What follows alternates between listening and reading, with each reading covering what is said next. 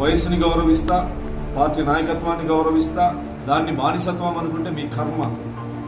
గౌరవించడాన్ని, respect చేయడాన్ని బానిసత్వం అనుకుంటే నువ్వు చేసేదాన్ని నేను చేస్తానని అనుకోవద్దు. నీ కళ్ళతో చూడొద్దు, ఎంఎస్ రాజు కళ్ళతో చూడు.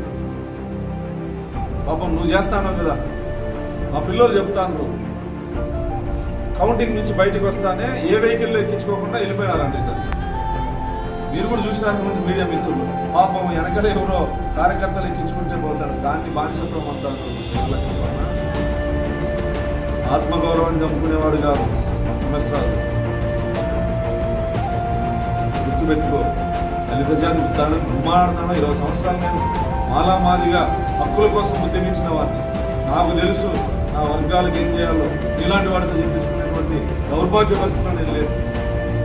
ఖచ్చితంగా ఫీల్డ్ అసిస్టెంట్ కావచ్చు, స్టోర్ డీలర్లు కావచ్చు, మిగతా చిన్న చిన్న అవుట్ సోర్సింగ్ పోస్టు కావచ్చు, నెల తర్వాత శ్వేతపత్రం రిలీజ్ చేస్తా. ఏ కులాలకి నిర్ణయించింది, మాదిగలకి, మాలలకి, బీసీలకి, అన్ని కులాలకి ప్రాధాన్యతనిస్తా. దాంట్లో నా మాదిగలకి ఎక్కువ శాతం ఇస్తా. మా పార్టీ నాయకులతో నేను చెప్పడం జరిగింది. ప్రతిపక్ష పార్టీ అంటే అనవసరమైన ఆరోపణలు చేయడం కాదు. జగన్మోహన్ రెడ్డి మాదిరిగా సంక్షేమ పథకాలు ఇవి చూడండి, ఆడబిడ్డలని వచ్చి నెల అయిందయ్యా. పెన్షన్ పెంచినాం, మీరు పెన్షన్ పెంచడానికి 5 సంవత్సరాలు అయింది. 1000 రూపాయలు పెన్షన్ పెంచుతాం, 3000 ఇస్తామని చెప్పి 5 సంవత్సరాలు పట్టింది మీకు. మా నాయకుడు మొదటి నెలలోనే ఇచ్చాడు. చెప్పిన మాట ప్రకారం 7000 రూపాయలు ఇచ్చాడు. రేపు నెల నుంచి 4000 ఇస్తాడు. సూపర్ 6 పథకాలు ఏవైతే ఉన్నాయో మీరు మీ నాయకుడు గుర్తు తెచ్చుకోవాల్సినటువంటి దౌర్భాగ్య పరిస్థితుల్లో మేము కానీ, మా ప్రభుత్వం కానీ, మా ప్రభుత్వ అధినేత కానీ మీరు ఇచ్చిన మాట హామీలు ఏవైతే ఉన్నాయో స్పష్టంగా అమలు చేస్తాం. మీరు చెప్పించుకునే పరిస్థితుల్లో లేవు. చివరిగా నీలాగా మాట్లాడే వాళ్ళందరికీ చెప్తాను, గుండుమల తిప్పేశామన్న ఈ నియోజకవర్గంలో, మా పార్టీలో, మాకు మీకు, ఎందుకంటే తలుచుకుంటాము కదా, కింగ్ మేకరే, నేను కింగ్నే. కింగ్ మేకర్ అనేవాడు కింగ్ను తయారు చేస్తాడు, ఎమ్మెల్యేలు తయారు చేస్తాడు. వయసులో పెద్దోడు, నా పార్టీ రాష్ట్ర ఉపాధ్యక్షుడు, ఇక్కడ పార్టీ ఇన్ఛార్జిగా ఉన్నాడు. పార్టీ సిస్టమ్, మీ పార్టీలో సిస్టమ్ లేదేమో. పార్టీ నాయకత్వాన్ని గౌరవించేటువంటి సిస్టమ్ మా పార్టీలో ఉంది. కక్ష సాధింపులు అనేవి కోరుకుంటున్నారేమో, మేము ఇంకా అటువైపు చూడలేదు.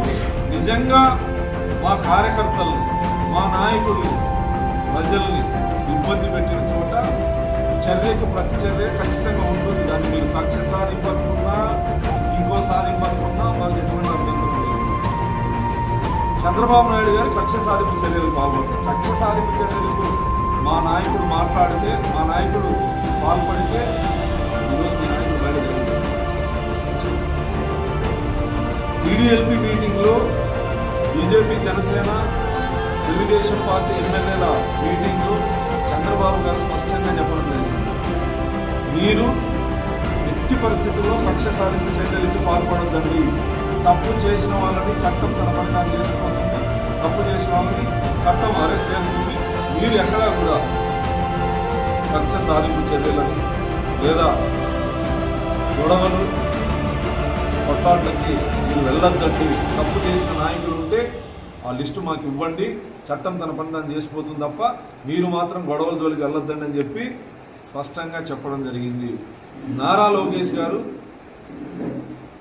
మా ఎమ్మెల్యేల మీటింగ్లో మళ్ళీ మాతో పర్సనల్గా మాట్లాడుతూ ఎక్కడా కూడా గొడవలకి వెళ్ళొద్దండి, మనకు ప్రజలు మన మీద పెద్ద బాధ్యతనిచ్చారు, దాన్ని నిర్వహిస్తాం, బాధ్యతగా తీసుకొని పనిచేద్దాం, ఎక్కడా కూడా కక్షలు కార్పణ్యాలకు తావివ్వద్దండి.